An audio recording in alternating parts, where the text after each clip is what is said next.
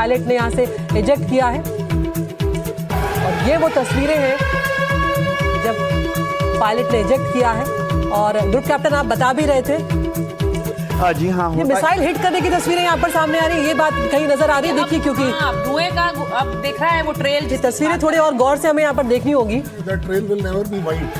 अच्छा सर लेकिन फिर भी देखिए तस्वीरों को, नीचे से यहाँ पर ऐसा लग रहा है कि कुछ हिट किया है आके उसमें। देखिए ये मिसाइल हिट ऐसा नहीं है कि कुछ आके हवाई जहाज को हिट किया है।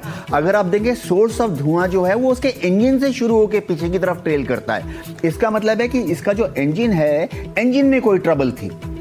देखिए आप देखेंगे दो तरह से हो सकता है, एक तो जैसे हवाई जहाज उड़ रहा है और ईरानियन मिसाइल आके उसको हिट करती है।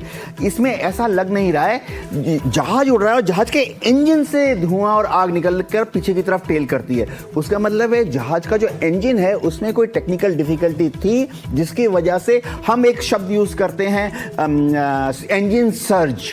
इंजन सर्ज वो सिचुएशन है जिसमें कि इंजन के अंदर कंप्रेसर के अंदर जो प्रेशर है वो इस तरह से बिल्ड होता है कि कंबशन जो है वो रिवर्स डायरेक्शन में चला जाता है। तो इसमें अगर आप देखें फ्लेम की शुरुआत कहां से हुई, जो आग है वो शुरुआत जहाज के इंजन से है। जहाज का जो पृष्ठ भाग है, टेल सेक्शन है, वहां से शुरू हो रही है।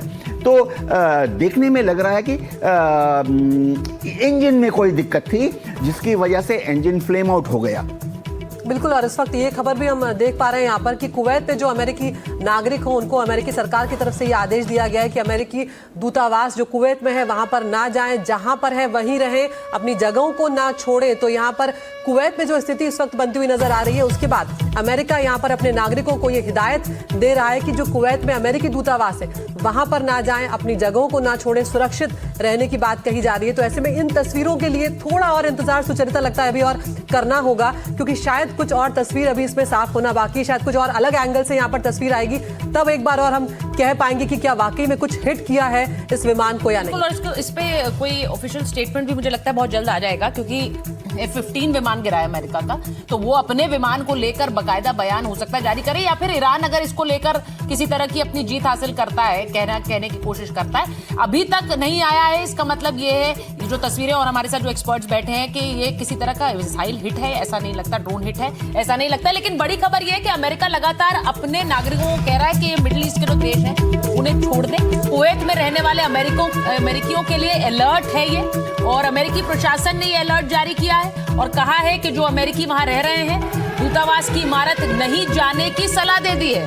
दूतावास मत जाइए, अपनी जगह पर ही रहने की सलाह दी है। दूतावास न जाने यानी वो ये मान रहे हैं कि उनके दूतावास टारगेट पर होंगे, तो इसीलिए लोगों से कहा जा रहा है कि दूतावास मत जाइए। कर्नल सिंह, नहीं देखिए, जब कुवैत की बात करते हैं ना, Kuwait is nearest to Iran for strike 450 kilometre. बहुत ज्यादा मैटर, क्योंकि विद इन सेकेंड्स आपको वो स्ट्राइक करने की कैपेबिलिटी। दूसरा, इजी टारगेट, वो भी एक बड़ा प्ले करता है। और इसलिए यूएस को मालूम है, जैसे हमने पहले भी कहा, कि यूएस को कैजुअल्टी मंजूर नहीं है। सो उस पॉइंट ऑफ व्यू से इस तरह की एडवाइजरी देना बहुत बड़ी बात है। मुझे अगर आप 10 सेकंड दें, तो जब हम बात कर रहे थे, ये जो जॉइंट स्टेटमेंट आई है तीनों कंट्रीज की, that is France, UK and Germany. अगर आपको याद हो, कल जब हम साइप्रस अटैक हो रहा था तो हमने सबसे पहला कमेंट यही निकाला था अपने तरफ से, 1800 किलोमीटर दूर, द फारदेस्ट, जितने भी अभी तक स्ट्राइक हुई है ना, उसमें साइप्रस इज द फारदेस्ट। और ये ट्रिगर पॉइंट भी बना कर्नल। मैं इसलिए बोल रहा हूं था, कल हमने बोला कि जब तक ये मिडिल ईस्ट में अटैक हो रहे थे 8 कंट्रीज पर, तब तक हमें ये लग रहा था कि ये मिडिल ईस्ट का मामला ही रुक जाएगा। अब जैसे ही आपने साइप्रस और अबव ऑल उसमें भी आपने यूके को इन्वॉल्व कर लिया, तब हमने कहा था कि अब इस वॉर में एक और करवट आएगी, कि आप देखेंगे कि यूके जो अब तक कुछ और बोला करता था, अब आप देख रहे हैं सडनली कुछ और हो गया। और इसीलिए आप देखते हैं कि डिगो गार्सिया वाला जो B-2 बम्बर का जो सो कॉल्ड यूसेज है वो भी उसने अलाउ किया। अब ये तीसरी बात आती है कि बाकी 2 कंट्री क्यों आएंगे, क्योंकि कल फ्रांस भी न्यूज में था, सिर्फ जर्मनी न्यूज में नहीं था। इसको मैं कहूंगा कि ये सब भी प्रीएम्प्ट कर रहे हैं कि इससे पहले कि स्ट्राइक हमारे बेसिस पर आए या हमारे असेट्स पर आए, उससे पहले यूएस के साथ खड़ा होना मेरे ख्याल से। जॉइंट स्टेटमेंट आया, उसमें भी ये बात कही गई air commander Bahl, they will work together.